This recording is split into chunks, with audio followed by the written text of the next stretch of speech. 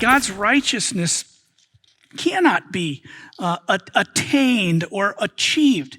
It's received, not achieved, right? If we're to experience the righteousness of God, we receive it as a gift, unearned and undeserved. Christ is the end of the law to righteousness, this law to righteousness that he's using, to everyone that believes. He's the end of this pursuit of righteousness through the law. It doesn't mean, it says Christ is the end of the law. So that means everything we read in Scripture about what's right and what's wrong, where God has revealed his truth, that's no longer relevant because Christ has come. He's the end of the law.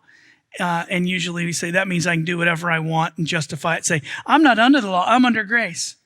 In this context, what he's saying when he says Christ is the end of the law should be understood as him being the goal, right? Or the climax. In the race metaphor, Jesus is the finish line, right? He is the one that this whole process has been taking us toward, and he needs to be recognized as that. And so the gospel is the fulfillment of all that God had promised to Abraham, right? Not something that was competing with or something that was different from.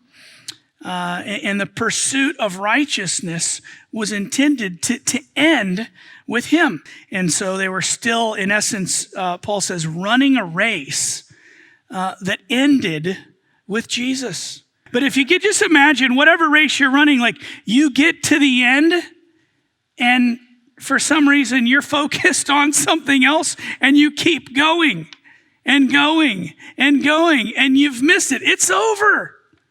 Right? You're there. That's what he came to be. And yet they've missed it because they're so fixated on what they think is going to get them there. So he goes on and makes the case again that faith was a part of the law, even from Moses to this point.